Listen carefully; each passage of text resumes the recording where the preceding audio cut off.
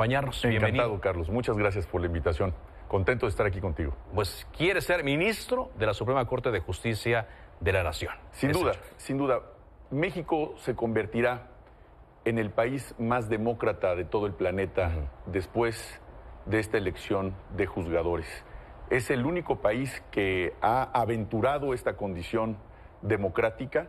México tiene ese gran reto a nivel mundial y muy seguramente otros países van a seguir esa misma ruta. Y claro que aquí quiero ser ministro. ¿Cuál es la aspiración? ¿Por qué quiere ser ministro de la Suprema Corte?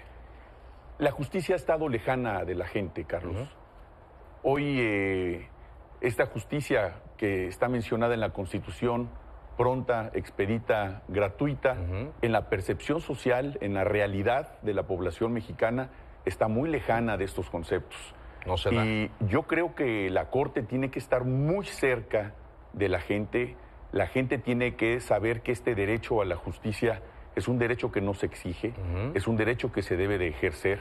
Y no me dejan mentir los millones de mexicanos que han acudido desde un juez de primera instancia hasta este gran jurado que es el de la más alta jerarquía constitucional. Máximo tribunal, le dice. El máximo tribunal de nuestro país, sin alcanzar ese derecho que es el derecho a la justicia.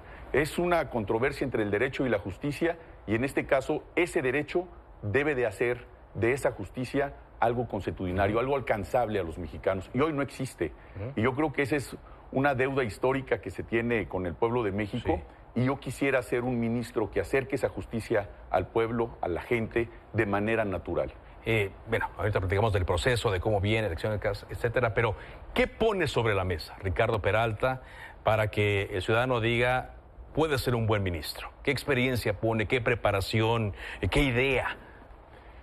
Yo soy una persona como millones de mexicanos que viene de una lucha por terminar una licenciatura, trabajando y estudiando desde siempre. Soy hijo de universitarios. Soy una persona que se identifica con la mayoría de los mexicanos que han tenido esa oportunidad, pero también con muchos otros que no la han tenido.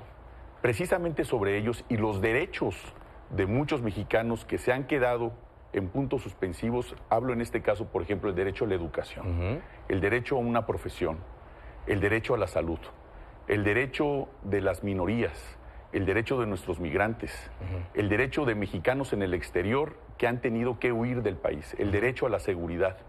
Todo eso radica en el buen ejercicio de la justicia. Cuando hay una percepción de impunidad, se crea corrupción. Cuando hay una percepción de impunidad, hay una ausencia absoluta del Estado mexicano.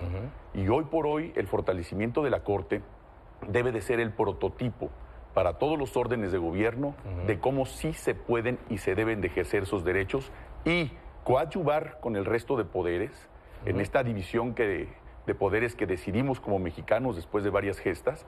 Como lo decidimos, queremos acercarlos para que sea un solo país como Estado mexicano. Sin embargo, se deben de seguir respetando esa división de poderes.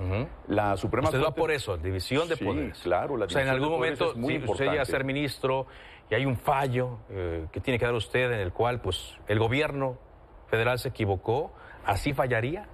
No solamente el gobierno federal. La Constitución es la que nos rige a todos los mexicanos. Si en el Poder Legislativo, el Poder Ejecutivo, se requiere la protección del gobernado, que es primordialmente esto. Aquí no se trata de un enfrentamiento entre poderes, sino de la vigilancia irrestricta de la Constitución, de los derechos que están contenidos en nuestra Constitución. Son bienes jurídicos tutelados, Carlos, que tienen que estar al alcance de la gente. El propio lenguaje que utilizamos los abogados, porque así fuimos educados desde los primeros años de escuela, debe de estar al alcance de toda la gente. Y esto va de la mano con los derechos también, la cultura de la legalidad. Y esa cultura de la legalidad es la que se tiene que infundir en nuestras escuelas, con los jóvenes, con las minorías, en las instituciones públicas, en la relación con las instituciones privadas, nuestra relación con el exterior, en la suscripción de tratados y acuerdos internacionales, siempre salvaguardando nuestra soberanía, nuestra dignidad como mexicanos. Y por eso quiero ser ministro, porque es una condición de convicción.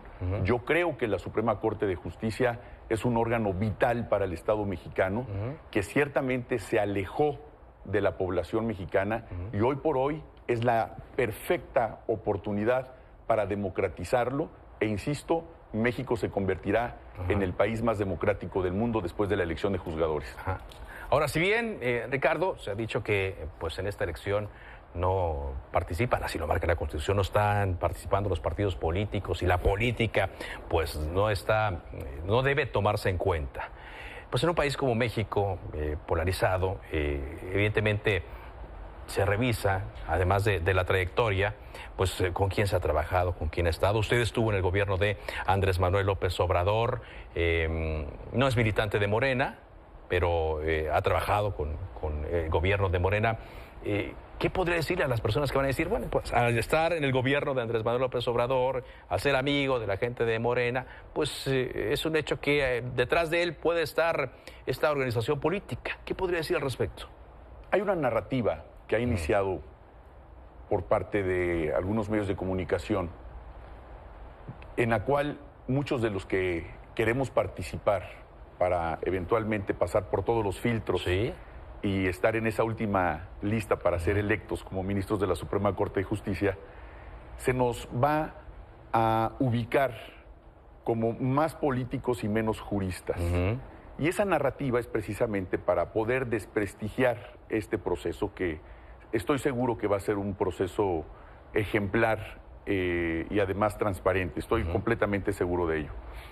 Yo creo que esa narrativa hay que dejarla a un lado, porque hay muchas trayectorias que se deben de tomar en consideración de las personas que nos hemos inscrito, que el hecho de haber sido servidores públicos, atrás de nosotros hay una larga historia de actividad académica, de ejercicio de la profesión, de vida privada y pública intachable, que es lo que se tiene que exteriorizar. La vida de los juzgadores y los ejercicios de sus sentencias pueden condenar o absolver a personas y generaciones y comunidades para siempre. Y si no se conoce esos perfiles, como es lo que hoy se va a hacer con esa elección, porque nos vamos a ir a una campaña a nivel nacional, la gente nos va a conocer y va a respaldar toda una trayectoria de vida, no una trayectoria pública o una trayectoria política de últimos años, una trayectoria de vida. Nosotros vamos a entregar nuestra vida al pueblo para que nuestras resoluciones judiciales sean en beneficio de las mayorías y, cuando sea necesario, también de las minorías que han sido olvidadas también en nuestro país. Muy bien. Y por eso apuesto. Pues listo, entonces, para en caso de pasar, por supuesto, los filtros, una campaña nacional, sui generis, porque es la primera ocasión. Es la primera ocasión a nivel mundial, insisto. Exacto. Claro que estoy listo, evidentemente quiero ser parte de los elegibles y de los idóneos después de esos filtros, Carlos. ¿En cuál comité se inscribió? En el del Poder Legislativo. En el Poder Legislativo. En el Poder Legislativo, que fue donde más personas se inscribieron, por cierto. Y curiosamente, donde menos se inscribieron fue en el Poder Judicial. Exactamente.